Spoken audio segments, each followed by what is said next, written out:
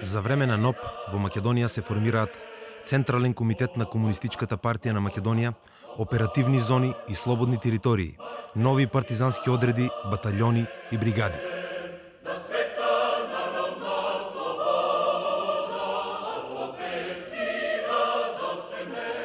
Во раната пролет 1943 година, на 19 март 1943 година, беше формиран првиот Централен комитет на Комунистичката партија на Македонија. Тоа беше и прво македонско национално раководство. По капитулацијата на Италија, македонските партизани едноставно тогаш формира и покрупни војни единици. Тогаш беше за прв пат формирана првата регуларна војна единица, батальонот Мирчацев, регуларна единица која што даде силен поттик за да се формираат понатаму покрупни војни единици. Единиците на Народно-ослободителната војска и партизанските одреди на Македонија превземаат вооружени акции против бугарските, италијанските и германските окупатори на територија на Македонија, која во тоа време се наоѓа под бугарска и италијанска окупација. Беше формирана првата македонско-косовска народно-ослободителна ударна бригада. Потоа беше формирана првата македонска бригада. Се создаден поширок простор јужно од Гостивар па до Дебарца, кој што фигурираше како слободна територија во кој организираше еден слободен живот. На таа територија, да речеме, за прв пат есента 1943 година започна со работа и првото училиште на македонски јазик во селото Подвис. Таквите војни акции не останале незабележани од членовите на британските војни мисии кои се наоѓале на територијата на Албанија. Во своите извештаи до централата на британската разузнавачка служба во Каиро тие известувале за појава на македонски вооружени партизански групи.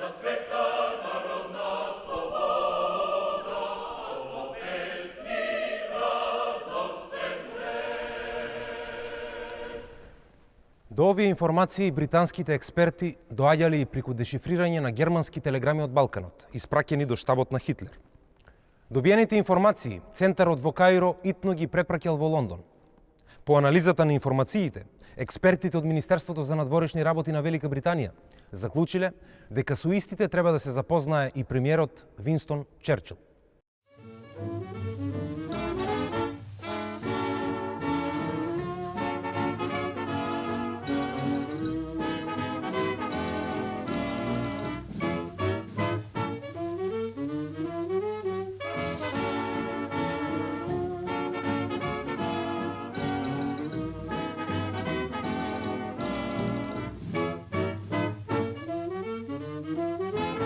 Винстон Черчил представува една од најзначајните политички личности во историјата на 20 век на Велика Британија. По потекло од аристократско семејство, роден 1874 година, тој имал можност да стекне едно навистина добро образование. Исто така кај него дошле до израз извонредни способности и како дипломат, и како политичар, но и како книжевник. Станува една од најзначајните личности во текот на Втората светска војна, кој одиграл огромна улога во организирањето на отпорот, со неговата посебна организација која формирал за организирање на диверзантски одбранбени акции на британските сили во окупираните подрачја, но исто така тој на дипломатски план заедно со американскиот председател Франклин Рузвелт и со советскиот председател Јосиф Висарионович Сталин станува креатор на поверниот свет.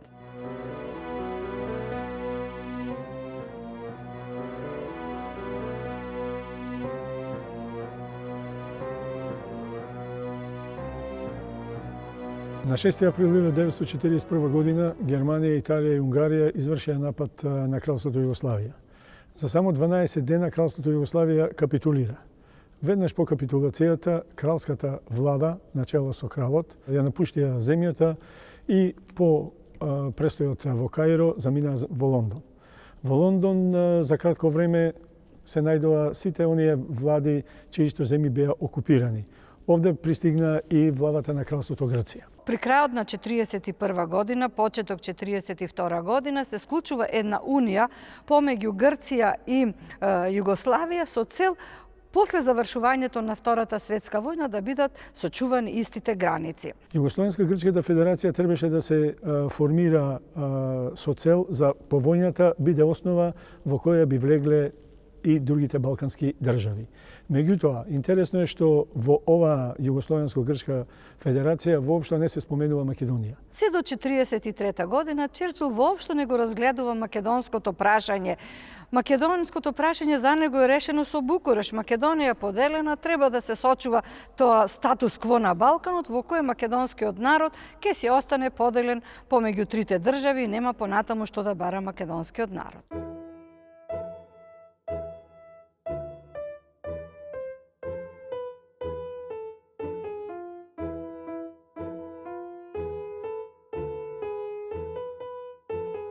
Несомнено, со формирањето на оваа унија и низиното обстојување по војната, судбината на Македонија и македонскиот народ била запечатена. Македонците и понатаму требало да останат во рамките на кралството Југославија и на кралството Грција, без да можат да ги изразат своите национални права. Черчил и покрај фактот што имал информации за постоењето на посебен македонски етнос, кој со години се бори за свое етаблирање, не можел да излезе надвор од рамките на британскиот империализам и односите кои ги имало британското кралско семејство со југословенскиот и грчкиот крал. Југословенско-грчка федерација договорот бил зацврснати со стапувањето во брак на југословенскиот крал Петар Караџорџевиќ и грчката принцеза.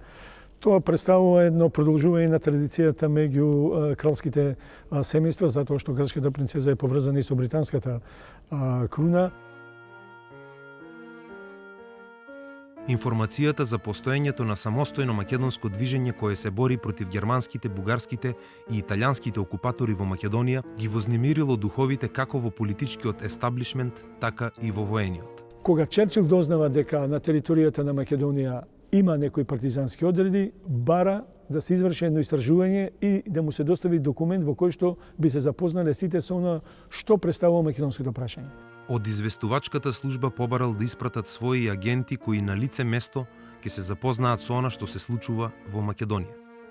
Тоа го потврдуваат и самите британски офицери кои истакнуваат дека сите тие се растрчале за да се запознаат од книги и енциклопедии како и од доверливи извештаи со историјата и вистината за Македонија и можеле за прв пат да се запознаат со македонското прашање и судбината на разделениот и поробен народ. Сите извештаи викаат, тука македонците се собрани без оглед дали се комунисти или не се комунисти, дали припаѓаат на левите сили, на ВМРО и така натаму, но сета единствена нивна цел е национална слобода. Тука во Македонија е најизразен националниот момент, а во втор план е социјалниот, односно комунистичката идеологија. Значи, сите тие се бора за Македонија на македонците, што значи се борат за своја независна држава Македонија.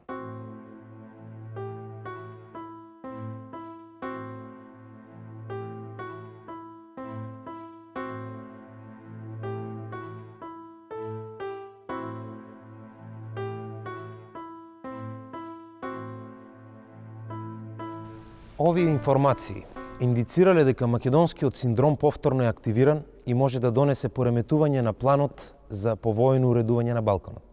Поради тоа, по добивањето на информациите, Винстон Черчил и Министерството за надворешни работи политиката спрема Македонија ја граделе во следнава насока. Биле против идејата за формирање на Јужнословенска федерација и против формирањето на самостојна и обединета Македонија. Од тој момент на името Македонија се гледало како на јаболко на раздорот во јужнословенската заедница и како директна закана за британскиот штитеник Грција. Со тоа било подкопано британското влијание на тоа подрачје. Од тие причини, Министерството за надворешни работи на Велика Британија барало од членовите на британските војни мисии да не се мешаат во било какви акции во врска со Македонија. Во тој период, до крајот на 1943 година, Винстон Черчил, следејќи ја својата политика за зачувување на кралството Југославија, ги помагал четничките дејствија, Обидите и во Македонија да се инфилтрираат воени мисии кај четничкото движење не родиле со плод, бидејќи во текот на целата народно-ослободителна војна четничкото движење во Македонија немало големо воено-политичко влијание и не било прифатено од народните маси. Винстон Черчил не можел да го прескокне фактот дека покрај тоа што негов партнер бил Дража Михајловиќ до тога, се до крајот на 43 година тој ги помагал четниците во Југославија, сватил дека вистинското антифашистичко движење во Југославија е предводено Јосиф Броз Тито и од комунистичката партија. Тоа многу непријатно за него, но морал да го проголта, бидејќи според документите тој вика ние не можеме да го прескокнеме тоа движење, бидејќи Тито држи 21 дивизија непријателска во Југославија и ние мораме сега да се свртиме што можеме барем Тито да го неутрализираме за да го обезбедиме поредокот после војната. Во мај 1943 година пристигнуваат првите британски воени мисии во Југославија, а со тоа и во Македонија. Членовите на воените мисии имале можност директно да се запознаат со политичката и војната состојба во Македонија. Конкретно британците мора да се каже дека беа првите што испратија воена мисија во Југославија и меѓу првите беше и Рандолф Черчил, синот на Черчил. Меѓутоа, главниот интерес не беше во тој британски потек во македонското прашање, беше напротив во борбата против фашизмот, против Хитлер. Кога доаѓаат мисиите во Македонија, Темпо му јавува на Тито дека британските мисии се наоѓаат во Македонија.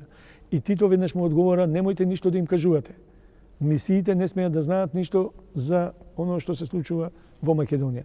Несомнено дека Тито калкулира со македонското прашање.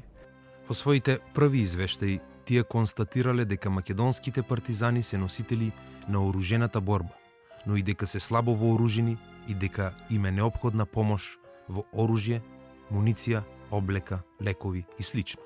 После тоа набор го дојде и Фицрой Меклин, кој беше представник, долго време престои во Југославија и работеше на валоризирање на улогата која играат југослависките партизани во антифашистичката борба. Фицрой Меклин го известува Тито за онова до каде може да се оди во однос на сите прашања, во однос на политиката, во однос на обединувањето на Македонија, што може да се дозволи, што не.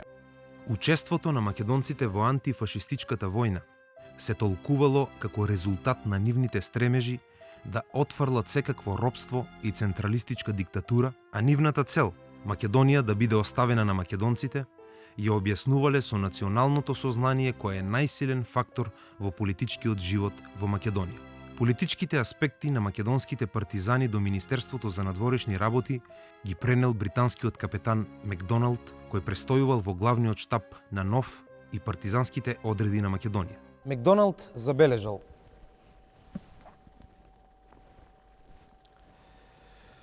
стремежот за национална слобода и самостоен развиток ги обединува сите струи на политички мислења и сите класи во Македонија во партизанското движење.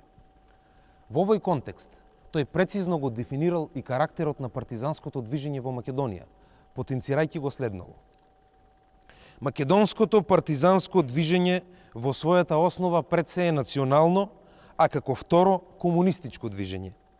Во нивната пропаганда цело време се нагласува македонската национална независност. Исто така интересен еден извештај на Еванс кој што зборува дека во Македонија живеат македонци, не живеат ниту грци, ниту бугари, ниту срби. Тоа многу било непријатно изненадување, особено во однос на Грција, бидејќи претходно Винстон Черчил имал сознание дека ова Македонија ќе биде еден природен пиемонт околу кој ќе се изврши обединувањето и на пиренскиот дел од Македонија, а тука веднаш се отварал проблемот со Грција, што било најстрашно за британците, дека тоа ќе биде нека голема словенска држава која ќе биде загроза и за Турција, но и за Грција. Прашањето за автономна Македонија за прв пат го привлекло вниманието на Винстон Черчил и британската влада кога советскиот весник Краснаја звезда во прегледот на меѓународните настани објавил статија во која било наведено дека југословенскиот лидер Јосип Броз Тито и ветил целосна автономија на Македонија и дека Димитар Влахов, еден од најистакнатите македонски водачи, бил избран за потпредседател на Југословенското собрание. Според наведените проценки, статијата Титовата програма, која што предвидувала создавање на една федеративна југословенска држава, ги привлекла на негова страна дури и оние македонци кои порано и се спротивставувале на големосрпската политика на предвоените југословенски влади. Написот до британското МНР бил пренесен од страна на британската амбасада во Москва. Во пропратното писмо се нагласува дека таквата идеја била одобрена од официјална Москва. Самата содржина на статијата го привлекла вниманието на премиерот Черчил, кој побарал мислење од страна на експертите на британското МНР. Во своите анализи во однос на статијата, МНР на Велика Британија ги потенцира настојувањето на СССР да ја одвои Бугарија од нацистичка Германија без за тоа да биде известена владата на Велика Британија. Предпоставувајќи дека СССР превзема нешто на своја рака во однос на Бугарија, Министерството за надворешни работи на Британија на 26 април 1944 година во писмо до британската амбасада во Москва пројавило загриженост од можниот договор меѓу СССР и Бугарија, како и загриженост од можноста дел од оваа спогодба да биде понуда за поддршка на бугарските претензии кон Грчка Тракија и Југословенска Македонија, во замена за активна соработка во војната и протерувањето на германците од Бугарија. За британците, опасноста произлегувала пред се од можноста за создавање автономна Македонија, како и од можностите таа да се спои со Бугарија, што според нив било сосема природно. Од тие причини на британскиот амбасадор во Москва му било сугерирано да го искаже цврстиот став на владата на неговото височество, односно дека таа не се согласува со намерата да им биде одземена територија на низините југословенски и грчки сојузници во корист на низините бугарски непријатели. За автономијата на Македонија, Черчил и владата на неговото височество не сакале да се изјаснат се до мировните договори по војната, а и тогаш само во спогодба со легитимните влади на Југославија и Грција. Од друга страна пак, Титовиот представник за надворешни работи Јосип Смодлака во 1944 година во интервју за весникот Нью Йорк Таймс ја застапува идејата за независна Југославија. Како втор чекор би било формирањето на Балканска федерација, тоест Унија меѓу Бугарија и Југославија, кон која подоцна би се приклучила и Албанија со исти права. Решението на македонскиот проблем Смодлака го гледал во давањето целосна автономија на Македонија во склоп на федеративната држава, со што практично би се ставило крај на причините за југословенско-бугарските несогласувања.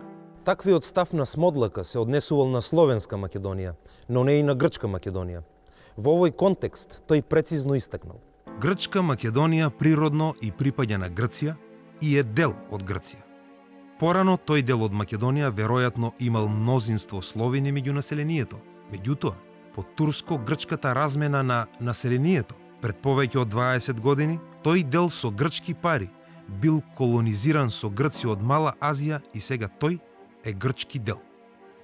Поради таквиот развој на ситуацијата, Черчил побарал од МНР на Британија да му даде мислење во однос на прашањето за бугарско-југословенскиот блок, кој според него не изгледал многу погоден на прв поглед. Одговорот го добил од министерот за надворешни работи Антони Идн, во кој се истакнувало: етнографски гледано, еден бугарско-југословенски блок ја има предноста што дава решение за македонското прашање, бидејќи Македонија би представувала автономна единица на федерацијата. Но според проценките на Идн, противник на еден таков блок би била Грција, зашто во одговорот дал и соодветно образложение. Имено тој нагласил: блокот би ја изиграл Грција и воено и политички и без сомнение би им дал на русите надмоќна позиција на Балканот. Ваквиот одговор уште повеќе ги подгрел сомневањата за она што се случувало во и околу Македонија. Дотолку повеќе што Черчил веќе се сомневал во намерата на СССР да ја искористи Македонија за реализирање на своите интереси на Балканот.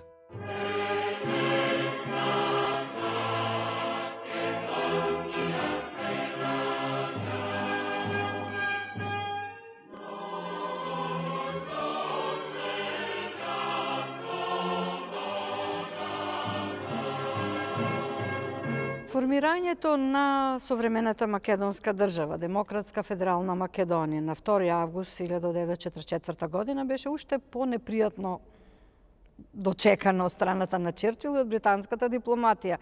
Иако Методи Андонов Ченто преку шефот на кабинетот на Јосип Броз Тито испраќа телеграма да каже дека македонскиот народ успеа во борбата против фашизмот со собствени сили да ја прогласи својата држава и така натаму, британците воопшто не сакаат да реагираат на тоа и само една преку посредник е пратено дека е примена телеграмата. Значи, едно сосема ладно однесување на Велика Британија, со кое таа сакала да даде до знаење немојте вие понатаму ништо да барате и тоа е во прашање дали ние и како ќе го признаеме кој вие сте го прогласиле во рамките на Југославија. При тоа, исто така било напоменато.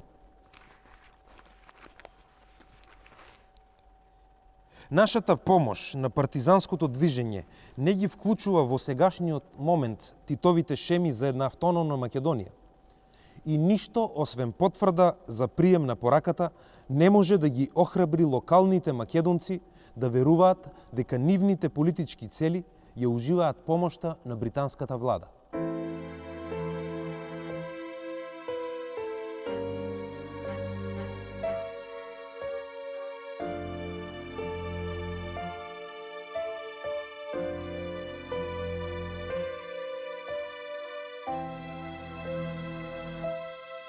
Оно што се случи на првото заседание на АСНОМ малку ги поремети односите. Затоа што на првото заседание на АСНОМ се формира македонската држава и македонците, президиумот на АСНОМ почна да функционира како независно тело. Значи, едноставно, од август месец до декември месец, президиумот почна да води политика како независна држава. Тие почнаа да склучуваат договори со Бугарија по капитулацијата на Бугарија, со Албанија, што не му беше познато на Тито. Во таа новонастаната политичка ситуација на Балканот и со формирањето на Федерална Македонија, пред британската дипломатија се отворило прашањето за предстоечките чекори кои би можеле да бидат превземени од страна на АСНО. Британските експерти биле согласни во едно – дека формирањето на македонската држава во Федеративна Југославија не го исклучува прашањето за обединување на Македонија. Објавувањето на војна од страна на СССР на Бугарија внело дополнително вознемирувачко чувство сред политичките кругови во Велика Британија, бидејќи во позадина стоел британскиот страв од загрозување на нивните интереси на Балканот. Значи, основните причини поради кои што британците не дозволувале и не сакале да дојде до обединување на Македонија лежеле пред се во фактот од стравот од словенската доминација на Балканот. Именно, тие сметале дека ако Советскиот сојуз добие војната, а знаеле дека Тито е приклонет кон комуниста и дека е приклонет кон Советскиот сојуз, исто така и Бугарија, тие сметале дека една таква словенска држава која што би се протегала до Солун, би ги загрозило британските интереси во Грција. Британците сметале дека Грција е слаба за да може самата да се спротистави на тој притисок што го имале од овие словенски држави, а се плашеле дека ако советите излезат на Солун, дека тоа ќе ги загрози нивните интереси и во Средоземјето. Од тие причини, британскиот премиер Черчил во писмо до државниот секретар Антони Иден предупредува да бидат внимателни и да не се дозволи Југославија потполно да се фрли во руска преградка. Уште повеќе британската загриженост произлегувала и од бугарското благонаклонето гледање кон самоопределувањето на македонскиот народ. Она што посебно го плашело Черчил било непостоењето на можност за реализација на договореното во Москва, кога Сталин и Черчил на парче хартија ја направиле поделбата во југоисточна Европа и Балканот. Загриженоста се зголемила со писмото на фелдмаршалот Смац од септември 1944 година до Черчил, во кое стои: Тито не се однесува лојално спрема нас. Се плашам дека неговата доминација во Југославија ќе им нанесе штета на нашите интереси. Тој исто така укажал и на необходната потреба од договор помеѓу Черчил и грчкиот крал за најдобро да се обезбедат британските и грчките животни интереси. Бидејќи, како што нагласил Смац, брзо се развивале контурите на идната состојба на Средоземјето и тоа не многу поволно за нас. Со прашањето за обединување воскрснало и прашањето за федерација меѓу Југославија и Бугарија. Прашање кое било познато во британските политички кругови. Британскиот страв се зголемувал и заради поддршката на една таква федерација од страна на СССР, имајќи ги во предвид културните и етничките сличности. Британија стравувала дека СССР ќе ја поддржи експанзијата на Југословенската федерација, која во иднина би можела да го добие Солунското пристаниште, што би било одскочна даска за понатамошната советска експанзија кон Турција. Британците се согласувале да се формира федерација на Балканот, меѓутоа во таа Балканска федерација да влезат сите балкански држави. Значи без разлика дали тоа ќе бидат држави Југославија и Бугарија, меѓутоа тие барале во таа федерација да влезе и Турција, и Грција, и Романија, Југославија и Бугарија. Во таква една федерација тие сметале дека никој не може да ја доминира и дека би можеле да имаат некоја контрола. Черчил сакал да формира една поголема балканска заедница, односно унија или конфедерација или федерација на Балканот, во која ќе биде доминантно британското влијание со оглед на тоа што тој сметал дека ќе ги сочува местата за круните кои биле во емиграција во овој период на Втората светска војна. Што се однесува до македонскиот синдром? Британците уште на самиот почеток настојувале да не се дозволи неговото активирање, нагласувајќи ја спремноста за прифаќање на формирањето на македонската држава во идната федеративна Југославија, но при тоа барале гаранција дека таа држава нема да анектира или да полага право на било какви територии кои припаѓаат на Бугарија или Грција. Поради таквата ситуација, Министерството за надворешни работи на Велика Британија заклучило дека со нивниот став треба да се запознаат владите на СССР и САД, како и југословенската и бугарската влада, со што би се искристализирале дополнителните политички чекори. МНР предлагало владата на неговото височество да го прифати и поддржи ставот за одобрување на федерирањето меѓу сите балкански држави, сојузнички и непријателски, а никако не би ја прифатиле Унијата или Федерацијата помеѓу Југославија и Бугарија, поради фактот што тоа би ја нарушило рамнотежата на силите меѓу балканските држави. МНР на Британија веднаш стапило во дипломатска активност преку запознавање на САД и СССР со британскиот став во однос на активирањето на македонскиот синдром и Југословенско-Бугарската федерација. Првиот одговор пристигнал во јануари 1945 година од страна на СССР.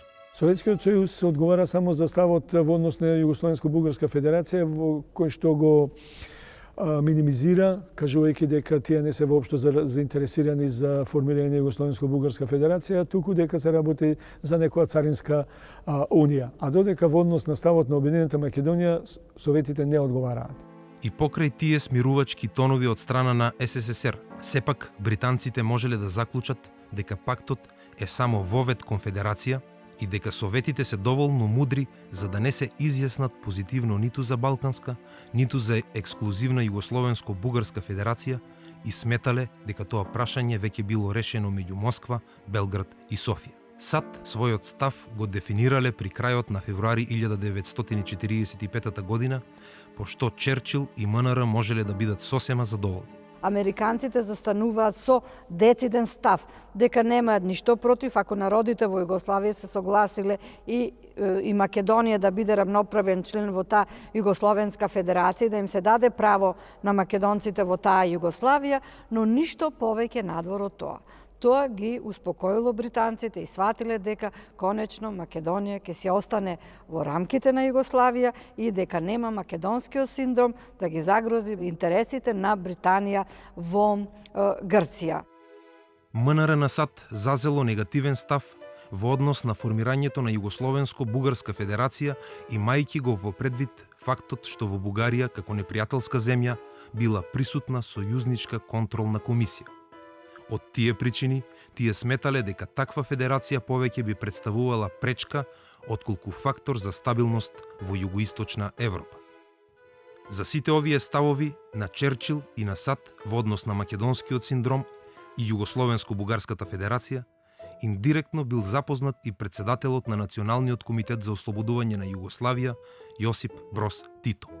Исто така, во периодот под патронат на Винстон Черчил, во полн ек биле преговорите меѓу владата на Кралството Југославија, предводена од доктор Иван Шубашиќ и Националниот комитет за ослободување на Југославија, а се однесувале на формирање на единствена влада што би довело до меѓународно признавање на Југославија. Од тие причини, настаните кои се случувале во Македонија и кои можеле да го активираат македонскиот синдром, не се вклопувале во веќе разработената шема на Тито. Во моментот кога Тито доби информација дека, како што велат македонците, не знаат што значи федерација, испрати во Македонија делегација која што требаше да ја испита состојбата, и кога таа делегација се врати назад и го извести Тито дека во Македонија не ја признаваат Југославија, дека тие си водат своја собствена политика, веднаш се организира второто заседание на АСНО.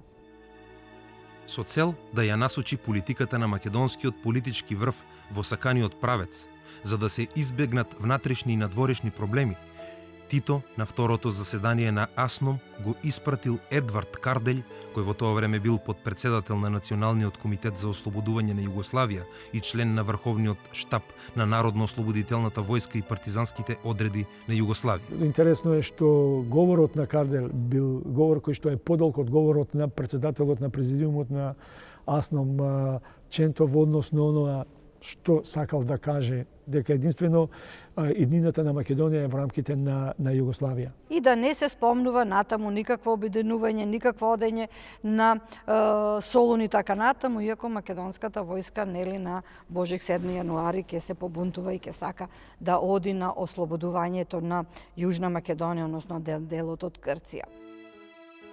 По упатената поздравна телеграма од второто заседание на АСНОМ до британскиот премиер Черчил, експертите на МНР на Велика Британија сугерирале одговорот до Тито од името на Черчил да биде доставен преку Меклин и да не оди над она што значи прием и збор на благодарност.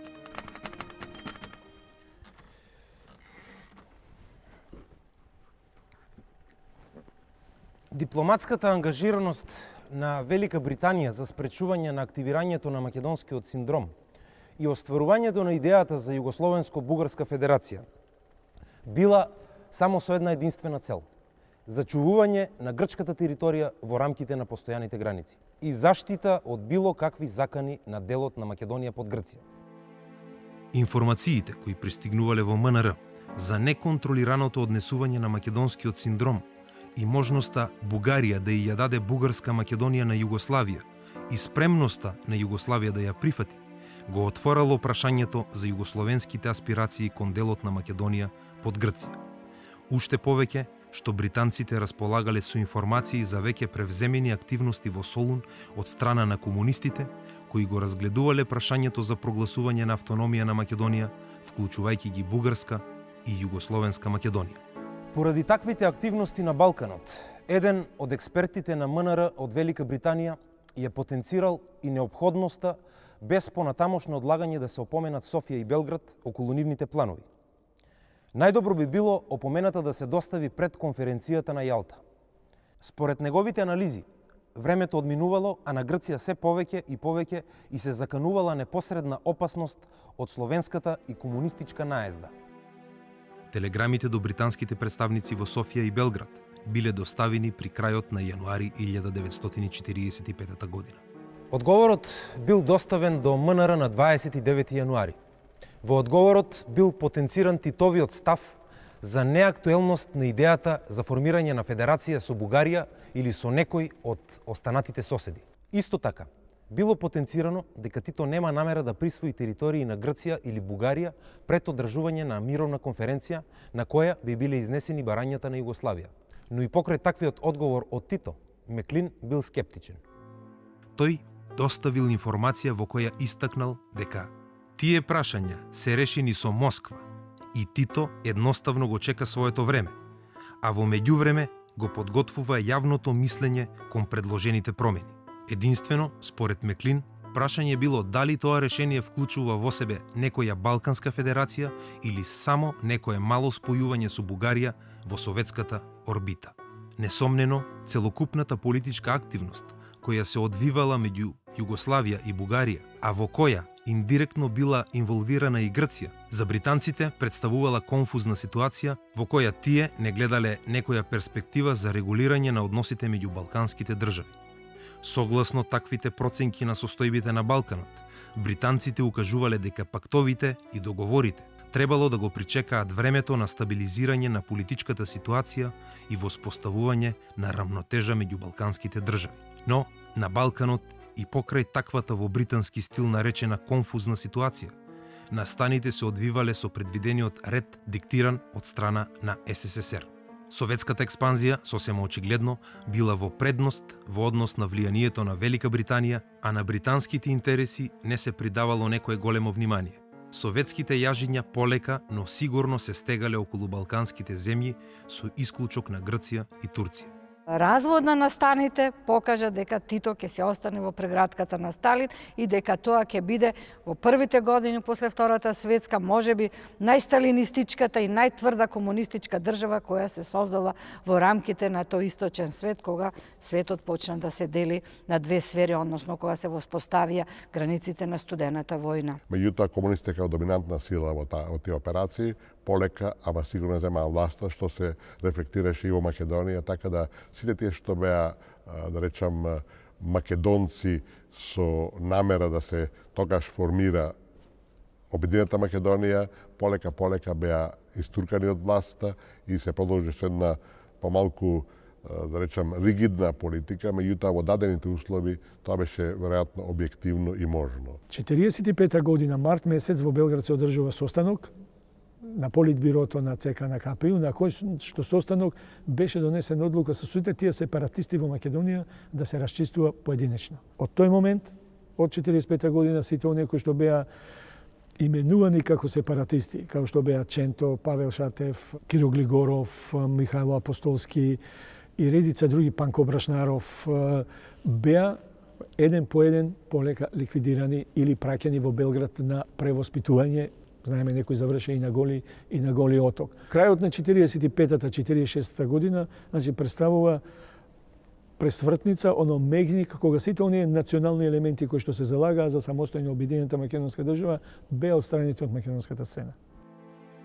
Британскиот премиер Винстон Черчил, перфиден политичар и стратег, сосема реално ги оценил своите можности во однос на советскиот рейтинг во Југославија и Бугарија. Черчил, колку и да настојувал да задржи нешто од британските интереси во Југославија, сепак дошол до сознание дека Тито е еден од најголемите приврзаници на идејата за што поцврсто единство на Комунистичката партија на Југославија и источноевропските земји. Промената на ставот на британскиот премиер Винстон Черчил во однос на Јосип Броз Тито настапила по неговото заминување од островот Вис за Москва на 19 септември 1944 година. По разговорите со Сталин, како што е наведено во еден британски архивски документ, Черчил престанал да му верува на Тито. Оценувајќи ја советската експанзија како најопасна за британските интереси, во април 1945 година Черчил зазел цврст став со кој отстапувањето на туѓи територии можело да се врши само на мировни конференции. Бидејќи според него неконтролираните договори и преговори не би можело да го спречат руското навлегување во Централна и Западна Европа. Черчил констатирал дека Југославија е со цело срце во прегратките на Русија. Тој бил сосема во право кога укажал на залудноста од понатамошното поднесување на непотребни жртви на Велика Британија во, како што рекол, игра која ја губиме. Британскиот премиер Винстон Черчил во втората половина на 1945 година ја зацртал британската политика во однос на Југославија и на Грција. Таа требало да се одвива во правец одвојување од Југославија, а држење до Грција. Велика Британија доследно се држала до оваа политика се до март 1947 година, кога одговорноста за Грција ја превзеле САД.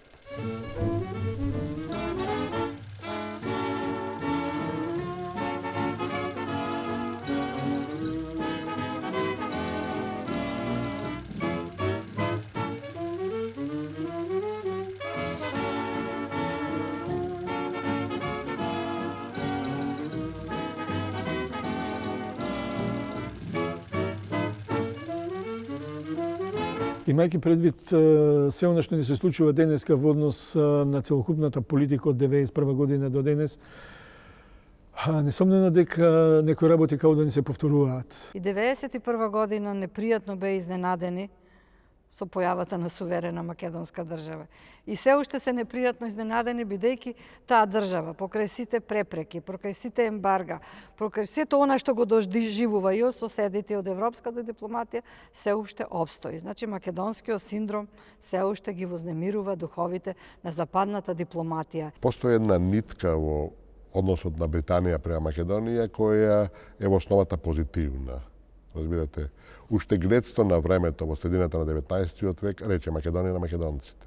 Некаде во ноември 1992 година тие инсистира, Британија во име на Европската заедница инсистираше да се признае македонската држава. И јас лично ги гледав дописите, кореспонденцијата со Париз, бидејќи таа иницијатива на Лондон ја прифатија Германија, ја прифати Италија, ја прифати Холандија, ја прифати Данска, и Британија инсистираше да биде и Франција, да има една шесторка од земји кои ќе признаат Македонија, да има тежина. Франција одбиваше. Франција се колебаше и мислам дека во Лондон, ценејќи го и сопственото искуство, 4 години поминати таму, дека има нијанси различити и денеска можеме да кажеме дека во Европската Унија од трите главни носители на Унијата, разбирате, тоа се Британија, Франција и Германија, Британија е далеку најнаклонета, има далеку најкоректен однос према Македонија и тие апсолутно поддржуваат и да влеземе во членство во НАТО и да влеземе во членство во Европската Унија, нели во дадените устави со референцата. Меѓутоа не заборавајте, тие никогаш нема се конфронтираат нити со Берлин, нити со Париз во однос на тоа прашање, а во основата најмалку ќе се конфронтираат со Вашингтон. Британците денеска водат една политика која што е во однос на Македонија, признаваат Македонија. Значи имаме добри односи со Велика Британија, меѓутоа за жал се уште ние го имаме проблемот на или баластот што го влечеме од историјата да можеме да се етаблираме како рамноправна членка во европското семејство, како народ кој што во текот на целата своја историја се борел за самостојна македонска држава со македонски народ, македонски јазик и македонска култура.